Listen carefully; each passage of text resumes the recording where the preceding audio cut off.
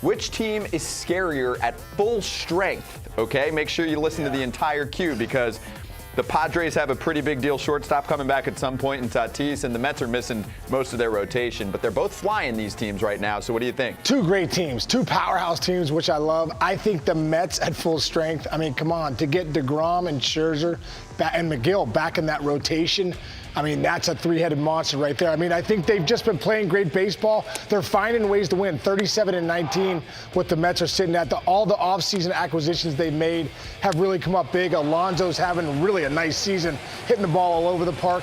So the Mets, for me, they're a little more dangerous at full strength, but the Padres, you've got to love the team, love Machado, Hosmer. These guys have gotten out the gates pretty well, but it's going to be a great matchup tonight. It'll be fun watching you call it too, brother. No, I'm not calling it.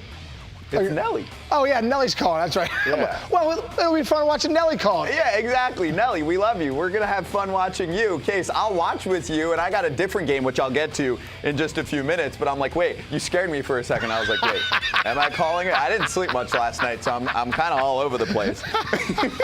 But what I do know is that I do agree with you wholeheartedly because I think they're close enough, those two teams offensively. I think the Mets are a better team, at least on paper for now. I think the Padres will be a much better offensive team as things pick up and, of course, as Tatis comes back. But I think the Padres pitching's nice, but I don't think it's close. I mean, when DeGrom comes back, even if he's a shade of the DeGrom in terms of the length that he can give the Mets, like even if it ends up being more of a 5-6 inning DeGrom versus like a 7-8 inning DeGrom and they have to take care of him more, Scherzer, you know what you're getting.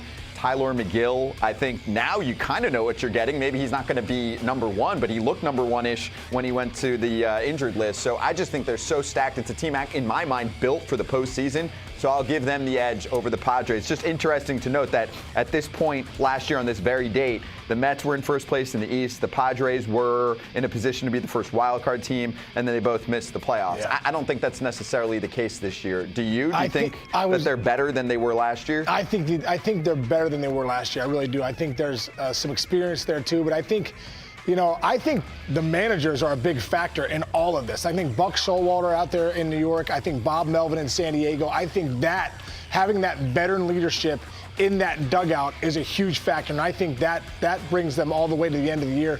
Both these teams will be in it.